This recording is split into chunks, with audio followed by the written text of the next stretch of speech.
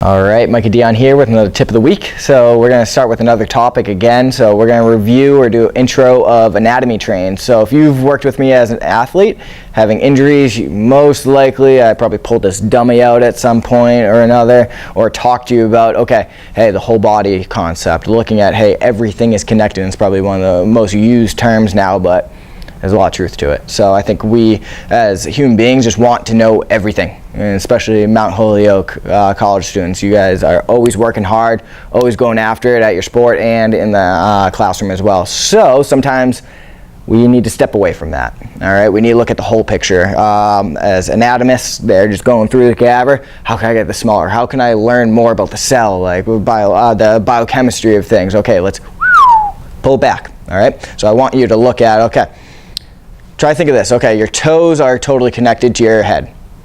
All right, you might be like kind of questioning, squinting your eye at me, saying you're dumb, Micah, don't say that, but it's true. Okay, so if we kind of turn this guy around right here, if we kind of look at this blue little guy, I need to color him in again. I think he's looking a little sparse here. But if you kind of look at it going all the way up, right here, so that's a fascial line. So that's your superficial back line. Okay, they go deeper, superficial to deep. Okay, but that's just kind of showing, okay, hey, your phalanges of your toes are connected to your frontal bone in a sense. Okay, it's not bone to bone connection, but it is a fascial connection and a meridian connection itself. So we have this fascia that kind of goes in. You've heard of plantar fascia or the IT band. These are names that people give this structure. Okay, fascia itself encompasses the body. It's almost like guy wires on a bridge. Okay, it suspends things. It helps with the tension, disputing or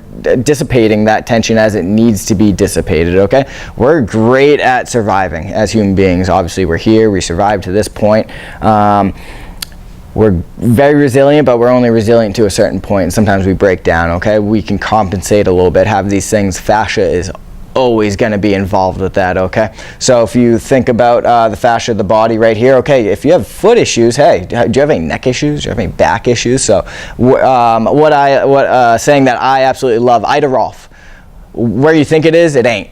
Okay, so a lot of times I try to think of that, okay, you're as an injured athlete, you're not just a knee injury, you're a person. I always try to think of that as well. Okay, what's it going to affect this knee? Okay, the foot below it, the hip above it, these proximal and distal joints. Okay, so if this knee is going to be affected, okay, what other structures down below are going to be affected by that change in lifestyle, that habit, anything else, a pain response? Ooh, you want to like kind of protect yourself. You're not going to move. Okay, so we need to get things moving, but we need to think about that whole body kind of concept itself. So these kind of trains themselves. So these myofascial meridians, it's just a line. So it's just kind of going up, how these connections kind of go into each other, where there's big clumps of this really dense fibrous connective tissue that goes into maybe smaller parts going up to the head itself. So just really when you're training, when you're just living life, okay, like or studying, just try to think about the big picture.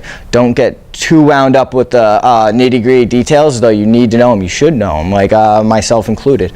But when it becomes to a practical scenario, okay, try not to get wound up about, oh my God, my knee. Okay, it's not just your knee. Okay, you're more than that. If you're injured at your knee, okay, that's a small percentage of your body that's really hurt. Yeah, we need to work on all the things above and below, but we need to get you moving. But very seldomly, I'll be treating just the knee if you have a knee injury. We're going to be working on things that are going to be affected above and below, and being those things.